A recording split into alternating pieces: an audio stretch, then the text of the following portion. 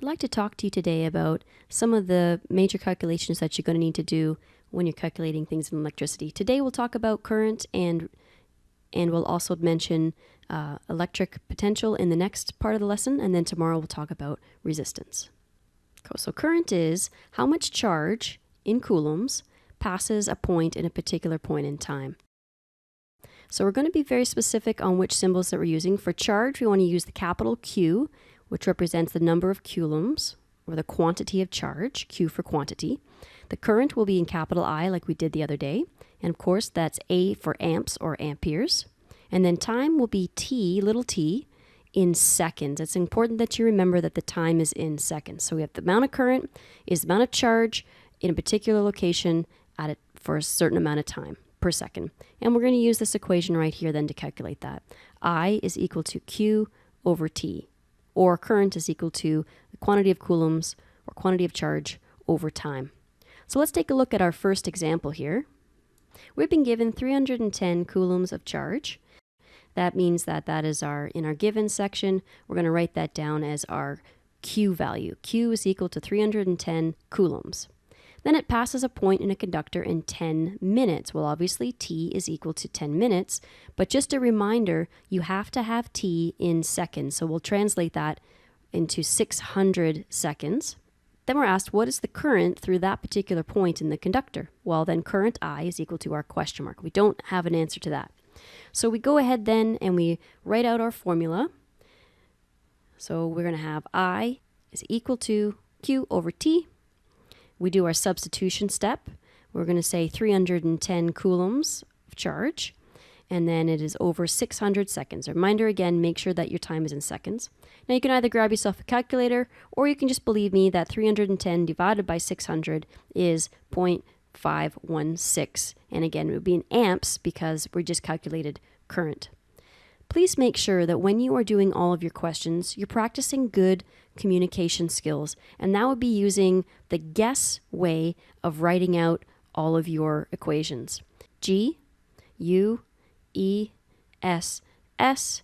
G would be your given with the units as well. Then E would be for equation. S is for the substitution step. And the other S is for your final solution, or basically your answer. Please make sure that your answer or your solution also has units. If you could get these questions answered with the proper format, you'll be able to check your answers when you complete the Google quiz. Let's talk about potential difference. Just a reminder that when we say potential difference, what we're really talking about is the voltage. And the voltage is the amount of energy required to push a charge or a bunch of electrons a certain distance. Symbols here, we'll use Q again for quantity of charge in coulombs. E will be used for energy in joules. That's a new unit that we're using here. And then V, of course, will be in volts. And then just a reminder again that voltage is what we call the push power, or the potential energy that's required to move 1 coulomb of charge between 2 points in a circuit. So it's how much force. So you have your voltage is equal to the amount of energy it takes to move a coulomb of charge. Now let's get into the example that's given below here. We can see that the electrons are traveling within a circuit and they are carrying 240 joules of energy. Well, that's simple. That means E is equal to 240 J for joules. Then it says if the potential difference between the positive and the negative terminals of the battery is 3 volts, well, then we know our voltage is equal to 3 volts. Then what quantity of charge is traveling through the circuit? So that quantity of charge, that's our Q, that is our unknown. That's what we are trying to solve for. So Q is the unknown.